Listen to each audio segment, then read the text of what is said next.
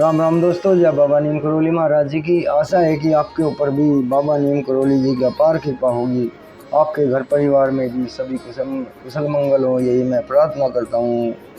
बाबा नीम करोली जी से, हनुमान जी से, श्री राम जी से, मेरे महादेव जी, मेरे कान्हा जी, मेरी आदि पराशक्ति माँ पार्वती जी, सर्वरूपणी माता नवदुर्गा आपके ऊपर सदैव अपनी दया दृष्टि बनाई रखे, यही मेरी प्रार्थना है सभी देवी देवताओं से। ओम श्री सर्वदेवाय नमः।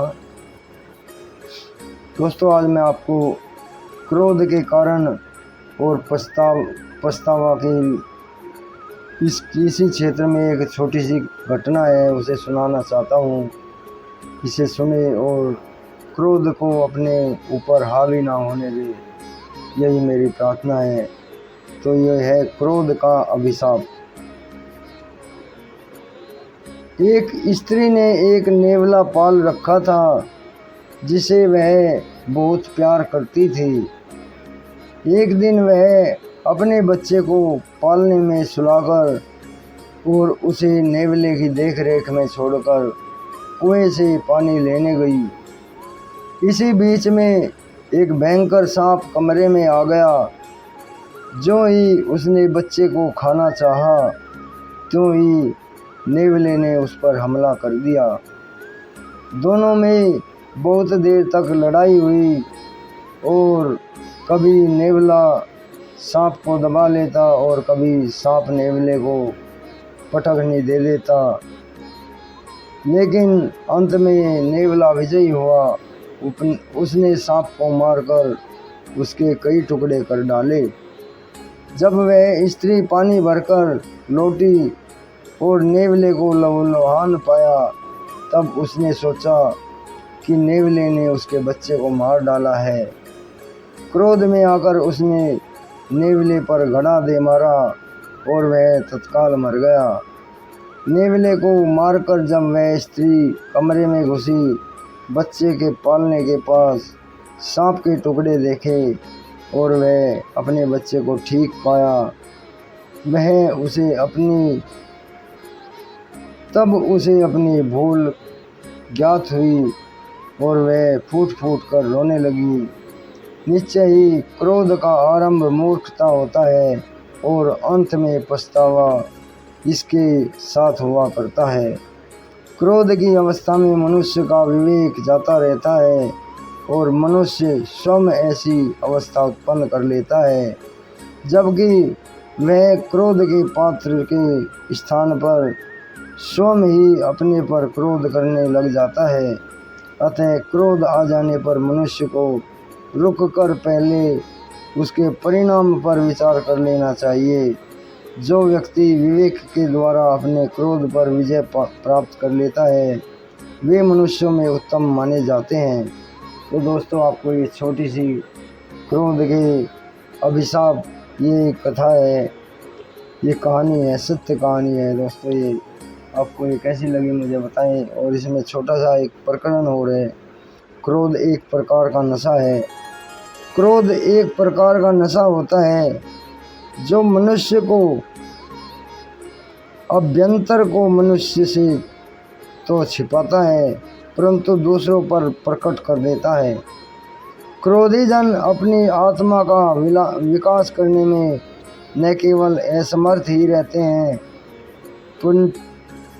प्रत्युत अपनी आत्मा के विनाश का कारण बनकर दुख पाते हैं। गीताकार ने ठीक ही कहा है, काम, क्रोध तथा लोभ ये आत्मनाशक तथा नरक दुखमयी गति के 3 द्वार हैं। इसलिए मनुष्य इन तीनों का त्याग करे। क्रोध का स्वास्थ्य विनाशक है। क्रोध स्वास्थ्य विनाशक है। क्रोध का मनुष्य के स्वास्थ्य पर भी बुरा असर पड़ता है। इससे शरीर की शोभा नष्ट हो जाती है और आयु क्षीण हो जाती है। क्रोध से पराभूत हुआ सुंदर से सुंदर व्यक्ति भी असुंदर दिख पड़ता है। इससे अगला एक टॉपिक और है, इसमें क्रोध ही अपना शत्रु होता है। काम और लोभ की भांति क्रोध भी मनुष्य का शत्रु होता है, जिसके कारण मनुष्य के अमित जनों की संख्या बढ़ जाती है, मित्रों की संख्या बढ़ जाती है और मित्रों की संख्या घट जाती है। परिणाम स्वरूप मनुष्य का सामाजिक एवं वैयक्तिक विकास कुंठित हो जाता है। इतना ही नहीं, अपने भी पराये होकर मनुष्य के अनिष्ट का कारण बन जाते हैं। रावण के क्रोध ने विभीषण को पराया बनाकर उसके सर्वनाश की भूमि तैयार कर दी थी। रावण ने अहंकार, कामुकता, पशुबल और क्रोध के वशीभूत होकर जो आग जलाई, उससे बचने के लिए महात्मा विभीषण ने सत्य प्रयत्न किया, परंतु रावण को अपनी जलाई हुई आग में जलकर नष्ट होना था और वह नष्ट होकर रहा। बाली ने क्रोध और अनीति का आश्रय लेकर अपने सहोदर भाई सुग्रीव पर ज्यादती की, जिसका परिणाम प्राय सभी जानते हैं। यदि सुग्रीव के साथ अन्याय न हुआ होता तो बाली उसके उद्बोधन को मानकर अनीति का मार्ग त्याग देता और राम के हाथों बाली ना मारा जाता। विभीषण और सुग्रीव रावण और बाली के शत्रु ना थे, अपितु इन दोनों का पशुबल और क्रोध ही उनका शत्रु था। और इससे बाद में दोस्तों एक और है, क्रोध से 8 दुर्गुण की वीडियो पूरी देखें, आपके ऊपर पूरी कृपा होगी, आपको सही राह मिलेगी जरूर। चुगली करना, ये क्रोध के 8 दुर्गुण है दोस्तों। चुगली करना, बलात्कार करना, बैर रखना, ईर्ष्या करना, गुणों में दोषारोपण करना, अधर्म युक्त बुरे कर्मों में धनादि व्यय करना, कठोर वचन बोलना और बिना अपराध के कड़ा वचन बोलना या विशेष दंड देना, ये 8 दुर्गुण क्रोध से उत्पन्न होते हैं। चुगली करना, पीठ पीछे किसी की बुराई करना और कड़वे वचन बोलना, ये दुर्गुण वाणी के विष समझे जाते हैं। कल्याण के अभिलाषियों को इस विष से बचना चाहिए। चुगली करना या पीठ पीछे बुराई करना कायरता है। जिन लोगों में नैतिक बल नहीं होता, वे ही इस प्रकार के निंदनीय कार्य में रत होते हैं। जिन व्यक्तियों में किसी की चुगली या निंदा की जाती है, यदि वे समझदार हों तो उनकी दृष्टि में चुगली या निंदा करने वालों का कोई मूल्य नहीं होता है। निर्बुद्धि व्यक्ति ही चुगलियों और परनिंदा से प्रभावित होगा और अपना अहित कर बैठते हैं। ईर्ष्या और बैर की आग में दूसरों को जलाने के बजाय मनुष्य स्वयं जलता है और अपना विनाश उपस्थित कर लेता है। कठोर वचनों के प्रयोग से मनुष्य शांत व्यक्तियों के पुण्य में और अपने पाप में वृद्धि कर देता है।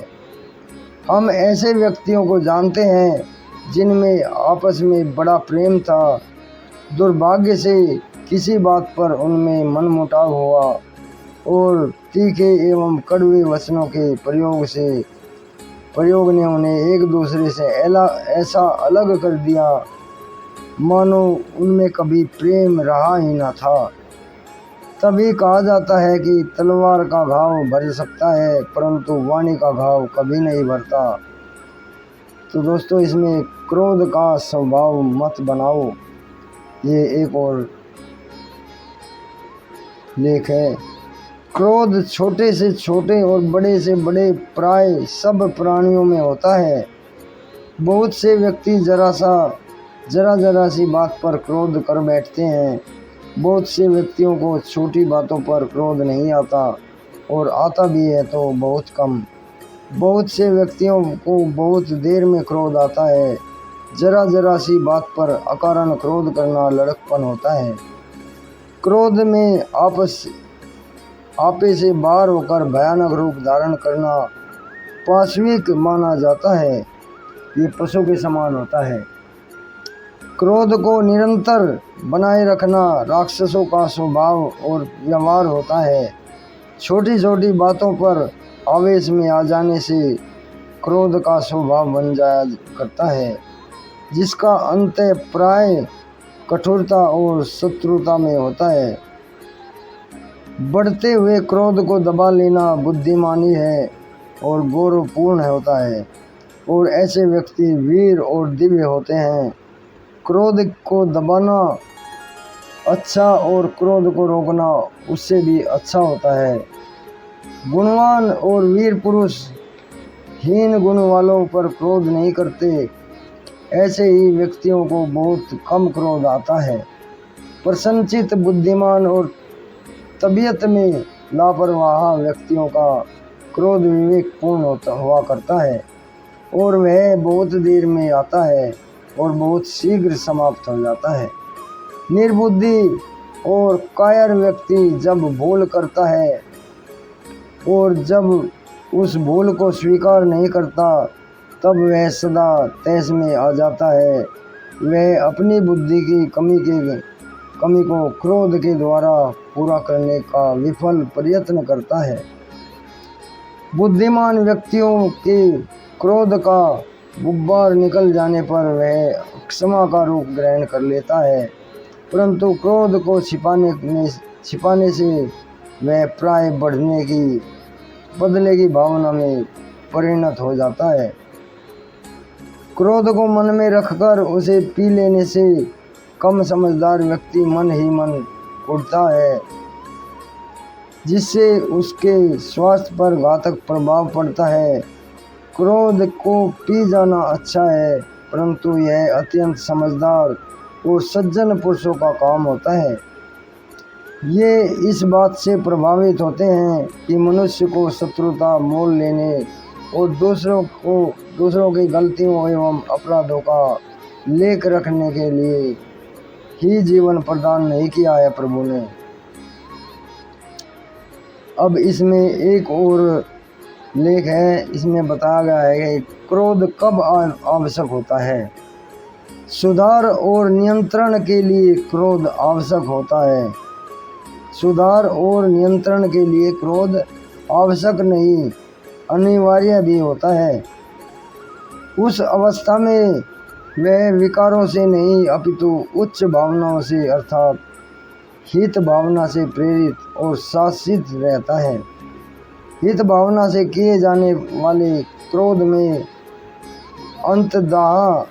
अंतर्दोह हृदय में जलन नहीं होती, यही उसकी पहचान है।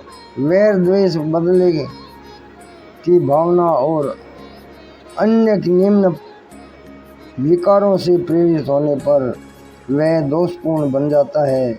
सुधार और हित से प्रेरित सकारात्मक क्रोध में पूर्ण सामर्थ्य का होना आवश्यक है, तभी उसकी उपादेयता होती है। इसके लिए क्रोध गुणों से तेजोमय बनना चाहिए। क्रोध किन किन से न करना चाहिए। क्रोध तो किसी पर भी नहीं करना चाहिए, परंतु निर्बलों, असहायों, रोगियों, गुरुजनों, बूढ़ों, बच्चों और स्त्रियों पर तो क्रोध करने से सदा ही बचना चाहिए। वास्तव में वे तो क्रोध के पूर्ण नियंत्रण में रखना चाहिए। तो दोस्तों, ये आज का वीडियो क्रोध के अभिशाप, इसे सुने और आगे भी शेयर करें और चैनल को सब्सक्राइब करें। मेरे भाई, आपके ऊपर सदैव दया दृष्टि बनाए रखे मेरे प्रभु, मेरे राम जी, मेरे सभी देवी देवता। अभी आज्ञा लेता हूँ। जय राम जी की, जय हनुमान जी की, जय बाबा नीम करोली महाराज की।